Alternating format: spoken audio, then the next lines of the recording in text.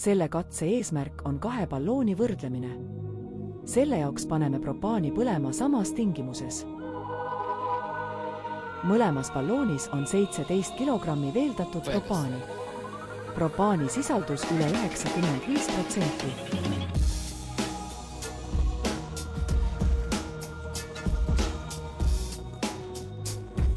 Kasutusel on samasugused ventiilid, manomeetrid, reduktorid 50 millibari ja põletid.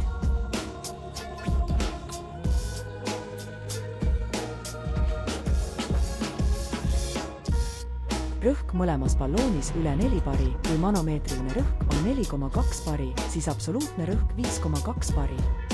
See on peaaegu võrdne puhta propaani aururõhuga 3 kraadi juures. See tähendab, et propaani sisaldus on ligikaudu 98–99%.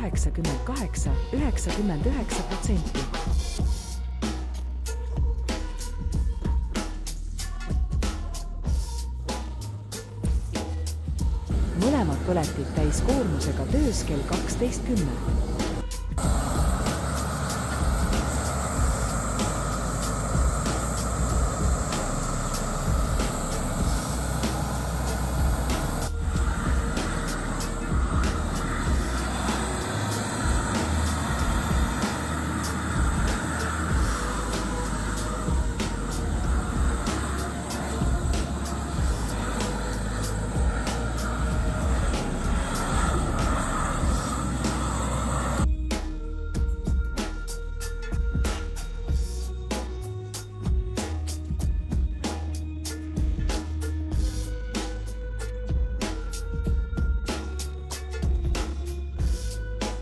Kui avatakse ventiil ja võetakse gaasi aurufaasist. Aur liigub balloonist välja torustikku ning ballooni sees rõhk langeb. Vedelpropaan hakkab kohe aurustuma, et rõhk taastada. See aurustumine vajab energiat. Energia võetakse ballooni metallseintest ja ümbritsevast õhust, tulemuseks vedelfaas jahtub. Välispinnal tekib kondensatsioon, tugevama koormuse korral tekib härmatis või jää.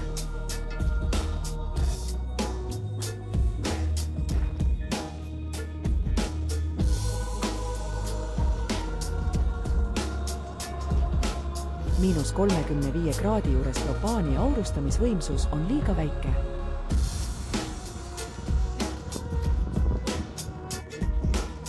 Nii väljaneb propaani keemine ballooni sees.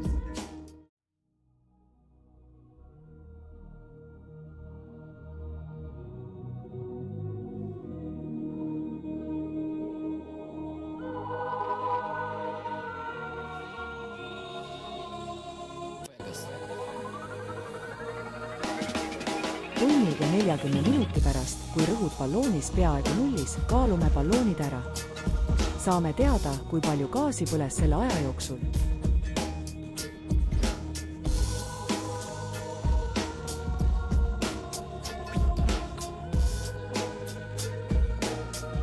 Põletatud kogus näitab, et põletireduktor laseb läbi umbes 4 kilogrammi tunnis. Väiksem reduktor kodutarbijate jaoks on 30 millibari ning maksimaalne tarbimine on 2 kilogrammi tunnis.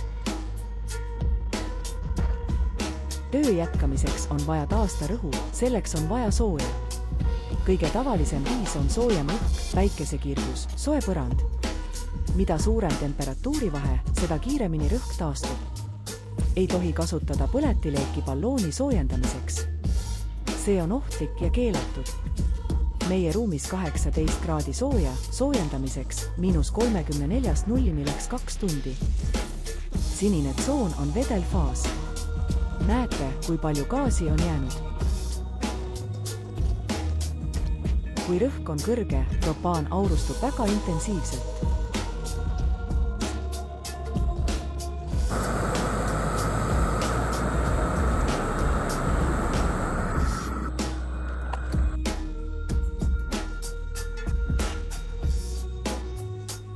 Seekord rõhk langes 50 minutiga. Selle aja jooksul põles 3,2 kilogrammi gaasi.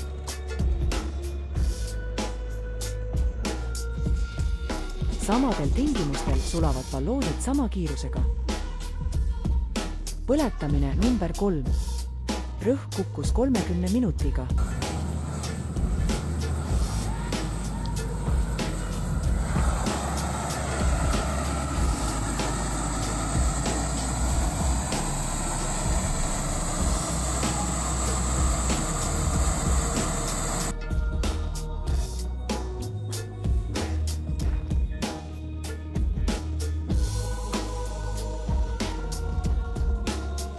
Seekord me ei pane balloone sooja ruumi, vaid jätame päikese kätte.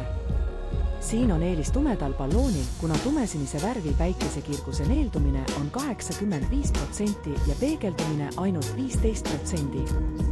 Hall värv peegeldab enamiku päikesekirgusest tagasi ja sellepärast taastub rõhk aeglasemalt. Iga järgmine kord rõhk langeb kiiremini, sellepärast, et aurustumise kiirus sõltub gaasi kogusest balloonis. Väiksema gaasi koguse korral on ümbritsevast keskkonnast soojusenergia ülekandepindala vedelgaasile väiksem. Seetõttu langeb temperatuur kiiremini ja koos sellega ka rõhk.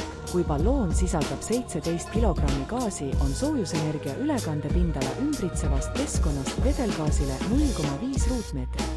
Kui balloon sisaldab 10%, siis soojusenergia ülekandepindala juba 0,1 ruutmeetrit.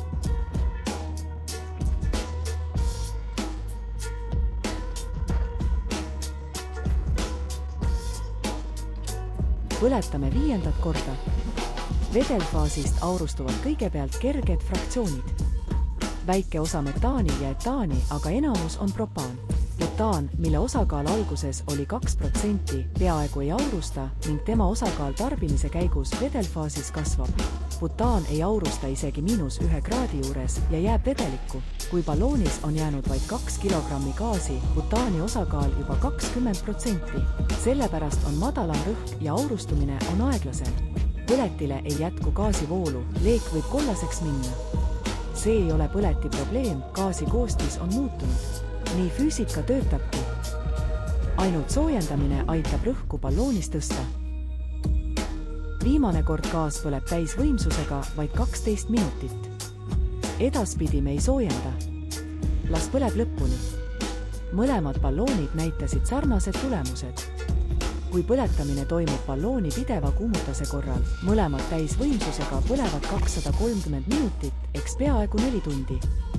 On ka näha, et leek kustub samal ajal.